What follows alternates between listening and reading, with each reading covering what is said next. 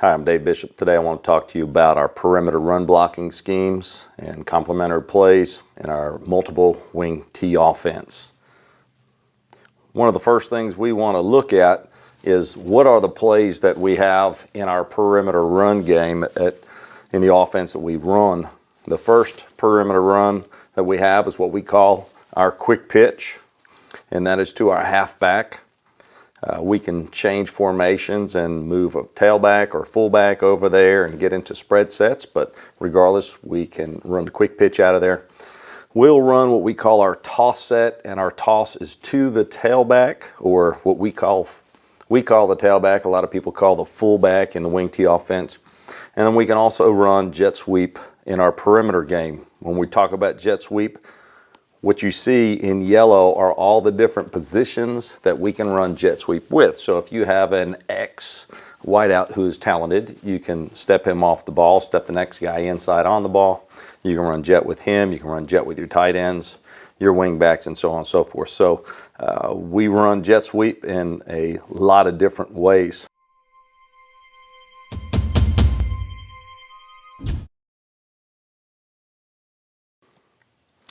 All right, let's take a look right here at what we're talking about in checks. So in this case, we have called quick pitch. Okay, we've called quick pitch, and if you notice, let's watch our left tackle right here. Okay, before the play, you can see him. He's telling everybody check to the blast. Now the good part about that is he's smart enough to figure it out. Quarterback is supposed to echo the call so that way everybody else recognizes.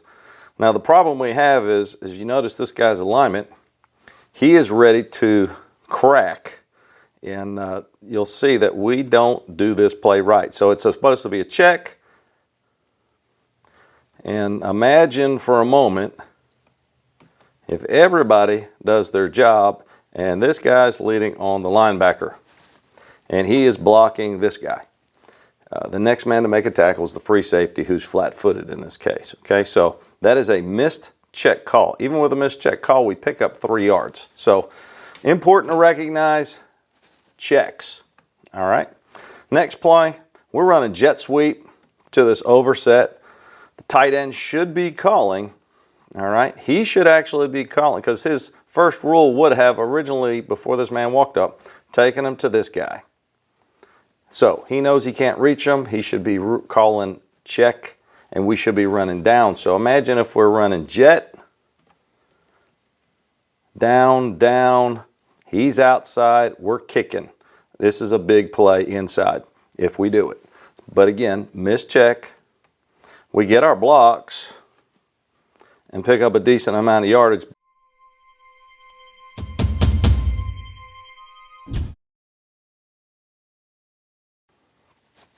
Okay, so we looked at a couple checks, what happens when you mess them up.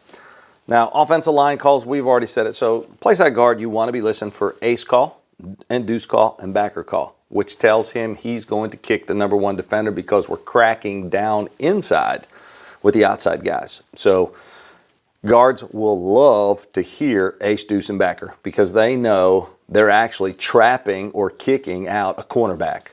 So kind of an exciting thing. They don't like to hear alley, but if they hear those other calls, the guards get a little excited. If you hear veer, that's for the play side tackle. So we're basically going to send him down. A lot of times you get a 5 technique who's coached well and you can't reach him to get your outside play. So what we're going to try to do is do an inside up to the inside linebacker, what we call veer, and try to get that guy to step down and use his technique against him. All right, skill calls. So when we're talking about our skill players, they're going to be listening for plays such as crack. And crack is typically to a single receiver side. His goal is to block the first man inside level 2 or level 1. So if you got a 50 and that guy's overhanging pretty heavy, we're going to try to crack him. We'll reduce our splits. What our guys need to know is against a 40 front, we're going to reduce our splits to about 8 yards from the play side tackle or the last man on the line of scrimmage. Against a 50 front, we're going to reduce that to about 6 because more than likely we're going to have to block that overhang, or we're going to have to check depending upon the type of front that we see and what they're running inside. An ace call, again, to the single receiver side, hence the name ace. It tells the single side X to go ahead and crack the safety. If that guy's running and he's making the plays at the line of scrimmage, then we need to go ahead and make sure he's blocked, and the best way to do that is with an ace call. The other thing we do to the 2 receiver side is called deuce. 2, deuce. So it's a 2-side. They're going to be responsible. Number 1 and number 2 receiver are responsible to crack number 2 and number 3 defenders. All right. So what you're getting is the down, guard's coming, he's kicking. So it's a down kick on the perimeter. If your linebacker's making plays, then you go ahead and you call backer. So what's happened is now the number 2 receiver is going to go inside to the linebacker. The number 1 receiver is going to get the next threat. Alley call, basically we've got somebody else other than the guard who's going to be kicking the number 1 guy. So we're getting an extra man to the point of attack by pulling that guard into the alley, looking linebacker to safety, even though we have somebody on safety.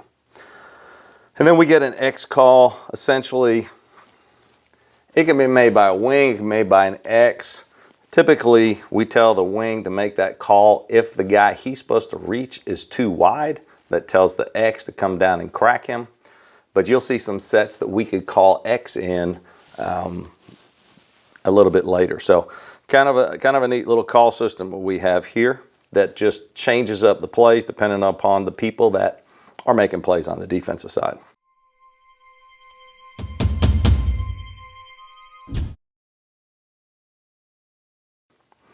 So let's take a look. This for us is going to be a basic jet, okay? And we're going to bring the tailback or the fullback. We're going to set him strong and allow him to give us another guy. We're also going to pull our guard around and into the alley. This is base man blocking. He's in man. He should run him off. All right. We should get a tackle reach here.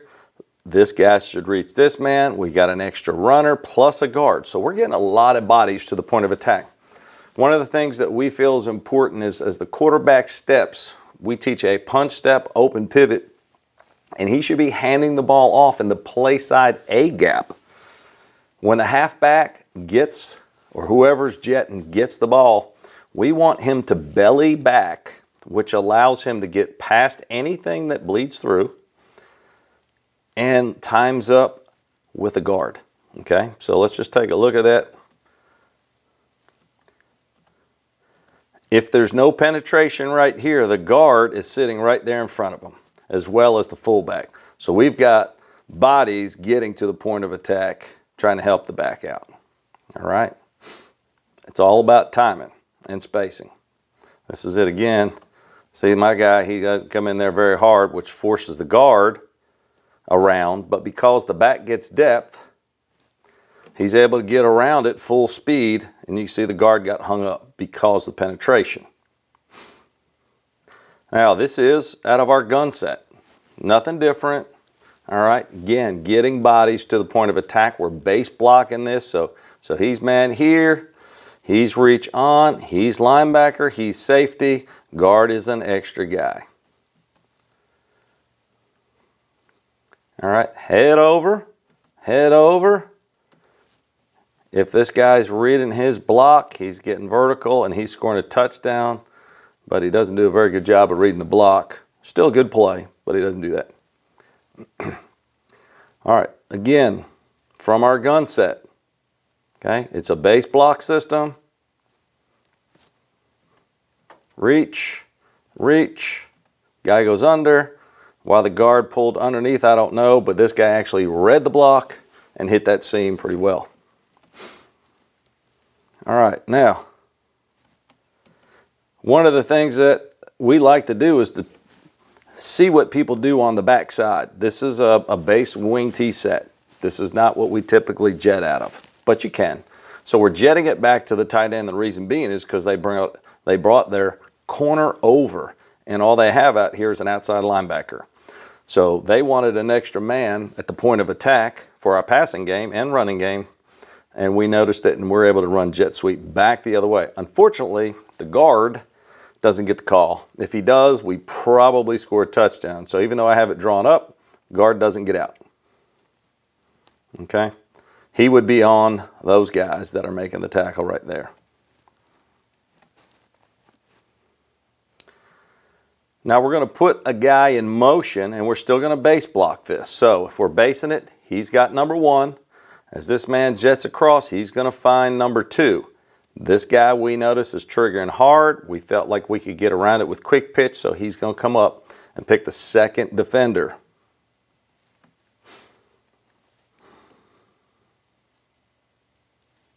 Okay, you can see we're going to try to get number 2 with that guy because he's now the number 2 on offense. We get outside, able to pick up yardage on the quick pitch. Now here, we base it, okay? We're basing, reaching. We could have X'd it. So this guy could have said, hey, XX, I leave these guys option to do that, which would have been easy for him to come down, crack this guy, and push him inside, where he can now reach on that guy. And if these guys are coached well, their rule is crack and replace, so he should bring himself in there with another guy arcing, okay? Again, you see my notes there. We could have ran X there. Hey, teachers, pardon the interruption. If we have anyone that is just kind of hanging out, sitting around, looking for something to do, Dina Harper would love a little bit of help over in her office. If you don't mind headed that way, she could use a little bit of help. Thanks.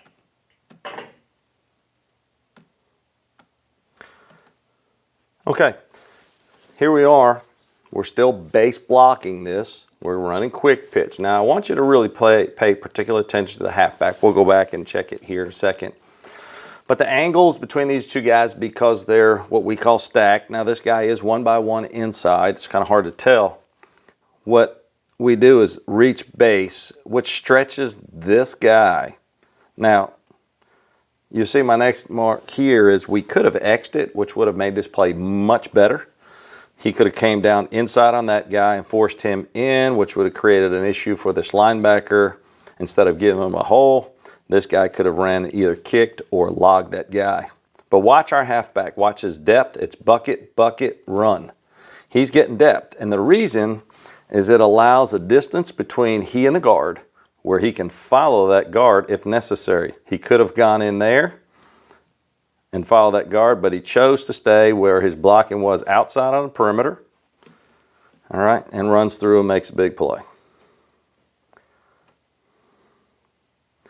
Now this is against Crisp County, who played for the state championship that year. Whenever we get man coverage, I tell my guys just run off, run off, run off. Don't even try to block the guy, run a fade. So again, base blocking, he's going to reach, he's going to reach. Guard's going to get in the alley, try to pick up a free. Now, as we showed you in the last play, the halfback did a tremendous job of getting bucket, bucket, bucket. So he's getting depth, depth, depth, and width at the same time. This young man had been out all year. He played the week before for the first time all season, so his tracks were not very good. If you watch, he actually comes downhill, and by coming downhill, he is right there with the guard. If he were bucketing, he would be back here, which allows him to see more, and then also a little bit better cut off the guard, okay? Which would have put him in a situation where even those guys got him by the hand, he may have been able to cut back here, and he's got guys that are scooping backside that can pick up this man right here. So big difference, making sure that we get that belly back. All right, another way to run our base blocking, we have twins open, so we have twins up top, okay? We're gonna match up. The guy up top gets number 1, he gets number 2. Tackle should reach, guard should pull outside. He should get depth and width on his first 3 steps. Tailback should go backside B.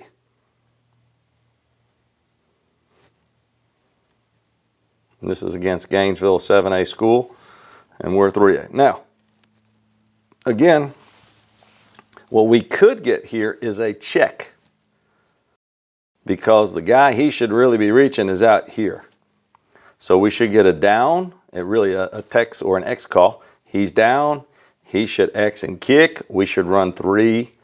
We should run belly right here in this gap. Now they've got an extra guy, but it's probably a little bit better play than running the quick pitch. Luckily this guy takes himself out of the play. This guy's in man, and we run him off as well.